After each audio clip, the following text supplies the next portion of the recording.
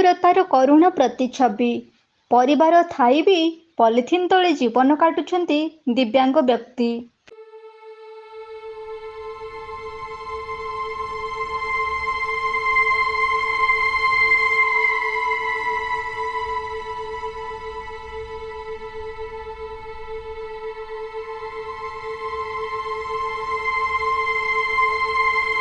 କେନ୍ଦୁଝର ଜିଲ୍ଲା ତେଲକୋଇ ବ୍ଲକ ଅନ୍ତର୍ଗତ ଖୁଣ୍ଟାପଡ଼ା ଗ୍ରାମ ପଞ୍ଚାୟତର କୁଲାଡେରା ଗ୍ରାମରେ ଦେଖାଦେଇଛି ଜୀବନ ଯନ୍ତ୍ରଣାରେ ଛଟପଟ ହେଉଥିବା ଏକ ଜୀବନ୍ତ ପ୍ରତିଛବି। ଖୁବ୍ ଶାନ୍ତିରେ ଜୀବନ ବିତାଇବା ପାଇଁ ଏକ ଖୁସିର ପରିବାରଟିଏ ଗଠନ କରିଥିଲେ ଗ୍ରାମର ଦିବ୍ୟାଙ୍ଗ ମାଧବ ଜାମୁଦା। କିନ୍ତୁ ଜୀବନସାଥୀର ସହଯୋଗରେ ବାଟ ଚାଲୁଥିବା ମାଧବ ଜାମୁଦାଙ୍କ ସ୍ତ୍ରୀ ପର କରି ଆରପାରିକୁ ଚାଲିଯିବା ପରେ ସତେ ଯେମିତି ତାଙ୍କ ଜୀବନରେ ବହି ଆସିଲା ଅଦିନ କାଳବୈଶାଖୀର ନିଷ୍ଠୁର ଝଡ଼। ପୁଅ ବୋହୂ ନାତି ନାତୁଣୀ ସମସ୍ତେ ଥିଲେ ମଧ୍ୟ ଏକା ହୋଇ ପାଇଖାନା ଘର ସମ୍ମୁଖରେ ପଲିଥିନ୍ ଟାଣି ଜୀବନ ବିତାଇଲେ ମାଧବ ଜାମୁଦା। ଭାଗ୍ୟ ତାଙ୍କ ନିଷ୍ଠୁର ସାଜି ଭବିଷ୍ୟତ ଚଲାପଥରେ ଅଜାଡ଼ି ଦେଲା କରୁଣ ଭରା ମୁଠା ମୁଠା ପାଉଁଶ। କ୍ଷଣିକ ମଧ୍ୟରେ ବଦଳିଗଲା ତାଙ୍କ ଭବିଷ୍ୟତ ଜୀବନର ଚଲାପଥର ରୈଖିକ ମାନଚିତ୍ର। ଆପଣ କେତେ ବର୍ଷ ହେଲା ପାଇଖାନା ଘରେ ରହୁଛନ୍ତି? 7 ବର୍ଷ ହେଲା ପାଇଖାନା ଘରେ ରହିଛି। ଆପଣଙ୍କର କ'ଣ ଆଉ କେହି ନାହାନ୍ତି? ମୋର ମୋ ସ୍ତ୍ରୀ ବି ନଷ୍ଟ ହେଇଗଲା 10 ବର୍ଷ ହେଲାଣି। ଆଉ ପୁଅମାନେ ଅଛନ୍ତି ହେଲେ ବାପାକୁ ଆଉ କେହି ଚିହ୍ନି ପାରିଲେନି କି ଦେଖି ପାରିଲେନି। ମୋର ମୁଁ ଏକୁଟିଆ ରହିଛି ପାଇଖାନା ଘର। ପୂର୍ବରୁ କ'ଣ ଆପଣଙ୍କର ଘର ନଥିଲା? ଘର ଥିଲା ନା ଛୁଆମାନେ ରହିଲେ ସେଇଠି, ମୁଇଁ ମୋର ଅଲଗା ରହିଛି ପାଇଖାନା ଘର। ଆଉ ମୋର କେହି ନାହିଁ। ଶାଶୁ ପେନ୍ସନ୍ ପାଇପାରିଲେ, ସରକାର ଦେଲା ସେ ଘର ବି କରିପାରିଲେ ନାହିଁ। ଆପଣଙ୍କର ସ୍ତ୍ରୀ ଥିଲାବେଳେ ଆପଣଙ୍କୁ ଆପଣଙ୍କ ପିଲାମାନେ ପଚାରିଲେ ନାହିଁ? ମୋ ସ୍ତ୍ରୀ ଥିଲାବେଳେ ଛୁଆ ସବୁ ପଚାରିଲେ। ମୋ ସ୍ତ୍ରୀ ନଷ୍ଟ ହେଲା ଏମିତି ଆଉ କୌଣସି ଛୁଆ ପଚାରିଲେନି ବୁଢ଼ାକୁ। ଅବସ୍ଥା ରଖିଦେଲେ ବୁଢ଼ାକୁ। ଦୁଃଖ କଷ୍ଟ ହେଇନି ପାଇଖାନା ରହିଲି। ସରକାରଙ୍କ ତରଫରୁ ଘର ପାଇଥିଲେ, ସମ୍ପୂର୍ଣ୍ଣ କଲେ ନାହିଁ କାହିଁକି? ଏଇଟା ପଞ୍ଚାୟତ ଆପ୍ଲାଏ କଲେ, ପଞ୍ଚାୟତ ବି ହେଲା ନାହିଁ। ଆଉ ବ୍ଲକ ଗଲେ ଦୌଡ଼ି ଦୌଡ଼ି କିଛି କରିପାରିଲେ ନାହିଁ। ଯେଉଁ ଦୁଃଖ କଷ୍ଟ ପାଇକି ରହିଲେ ପାଇଖାନା ଘର, ମୋ ଆତ୍ମା ଜୀବନ କାନ୍ଦିଲା। ପୁଅମାନଙ୍କ ସହଯୋଗ ଲୋଡୁନ କାହିଁକି? କ'ଣ କରିବେ, ବହୁତ ଅବସ୍ଥା ଡରୁନାହାନ୍ତି କେହି। କ'ଣ କରିବେ, ଦୁଃଖ ସୁଖ ରହିଛି ପାଇଖାନା ଘର। ଆଉ ମୋର ଆଉ ଦେଖିବା ଲୋକ କେହି ନାହିଁ। 7 ବର୍ଷ ପେନ୍ସନ୍ ପାଇପାରିଲେ, ସରକାର ବି ନାହିଁ କି ପଞ୍ଚାୟତ ବ୍ଲକରେ ବି ନାହିଁ। ଆଉ ଦୌଡ଼ି ଦୌଡ଼ି ଆଇତି ଗଲି କରିବା ଅବସ୍ଥା ଦେଲେ ମୋତେ। ଦୁଃଖ କଷ୍ଟ ହେଇକି ରହିଛି ପାଇଖାନା ଘର। ଦିବ୍ୟାଙ୍ଗ ମାଧବ ଜାମୁଦାଙ୍କ ଦୟନୀୟ ଅବସ୍ଥା ଦେଖିଲେ ଆଖିରୁ ଆପେ ଆପେ ଲୁହ ଝରି ଆସୁଥାଏ।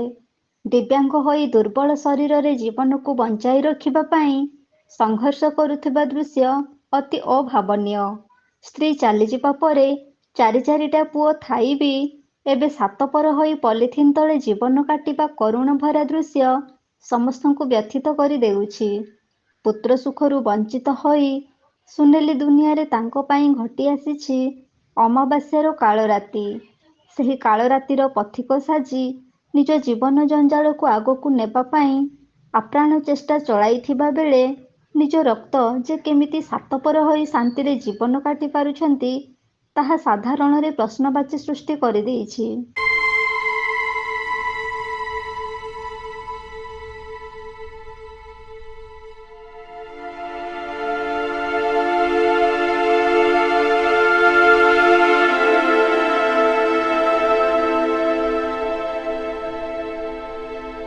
ପଲିଥିନ୍ ତଳ ତାଙ୍କୁ ଆଶ୍ରୟ ଦେଉଥିବା ବେଳେ କେବଳ ଭତ୍ତା ତାଙ୍କୁ ଖାଦ୍ୟ ଯୋଗାଉଛି। କିନ୍ତୁ ସେହି ଭତ୍ତା ଗଣ୍ଡିକ ପାଇବା ପାଇଁ ମଧ୍ୟ ତାଙ୍କୁ ସଂଘର୍ଷ କରିବାକୁ ପଡ଼ୁଛି। 7 କିଲୋମିଟର ଯାଇ ତେଲକୋଇ ବ୍ୟାଙ୍କରେ ଭତ୍ତା ଗଣ୍ଡିକ ପାଇବା ପାଇଁ ସେ ନାହିଁ ନଥିବା ଅସୁବିଧା ଭୋଗ କରୁଛନ୍ତି। ବ୍ୟାଙ୍କରେ ଭିଡ଼ ସହିତ ବୈଦ୍ୟୁତିକ ସମସ୍ୟା ହେଲେ ନିରାଶରେ ଫେରିଆସନ୍ତି ମାଧବ। ଏମିତି ବି ସମୟ ଆସିଛି ଭତ୍ତା ଟଙ୍କା ପାଇଁ ବ୍ୟାଙ୍କରୁ 4 ଥର ଫେରି ଆସିଛନ୍ତି। ଭାଗ୍ୟ ଯେ ତାଙ୍କୁ କେମିତି ଯନ୍ତ୍ରଣାରେ ଛଟପଟ କରୁଛି, ଏମିତି କାହିଁକି ନିଷ୍ଠୁର ସାଜିଛି, ତାହା କଳ୍ପନାର ବାହାରେ।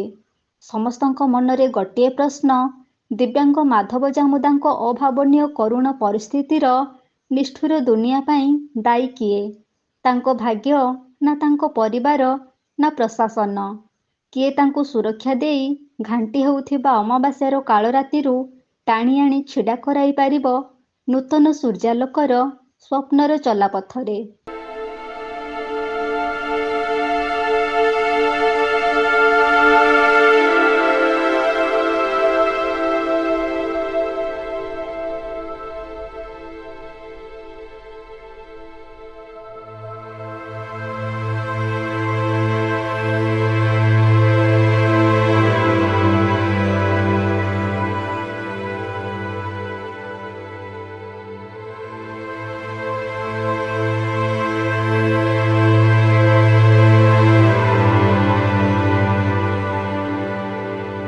ଏମିତି କରୁଣ ଭରା ହୃଦୟ ବିଦାରକର ଜ୍ୱଳନ୍ତ ପ୍ରତିଛବି ଆଜି ତେଲକୋଇ ବ୍ଲକ ଅଞ୍ଚଳରେ ଆଲୋଡ଼ନ ସୃଷ୍ଟି କରିଦେଇଛି। କେହି ବି ତାଙ୍କ ପ୍ରତି ସମବେଦନା ଜଣାଇବା ପାଇଁ ପାଖରେ ନାହାନ୍ତି। ନିଜ ରକ୍ତ ପର ହୋଇଯିବା ପରେ ନିଜ ପାଇଁ ନିଜେ ସଂଘର୍ଷ କରି ପଲିଥିନ୍ ତଳେ ହିଁ ଜୀବନ କାଟୁଥିବେ, ଆଉ ଜୀବନର ଶେଷ ସମୟ ହିଁ ସେହି ପଲିଥିନ୍ ତଳେ କଟିବ। ତଥାପି ସେ ନିଜେ ନିଜକୁ ବଞ୍ଚାଇବା ପାଇଁ ସଂଘର୍ଷ କରି ଚାଲିଥିବେ।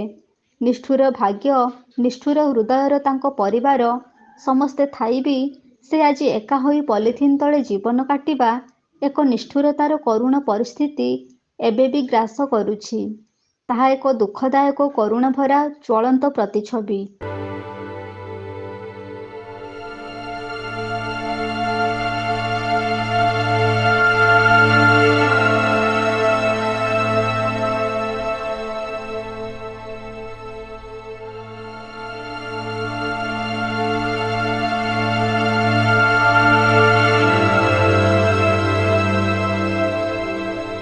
କେନ୍ଦୁଝରରୁ ବାସୁଦେବ ସିଂଙ୍କ ସହିତ ଦେବାନନ୍ଦ ମହାନ୍ତଙ୍କ ରିପୋର୍ଟ, এবি ନ୍ୟୁଜ୍।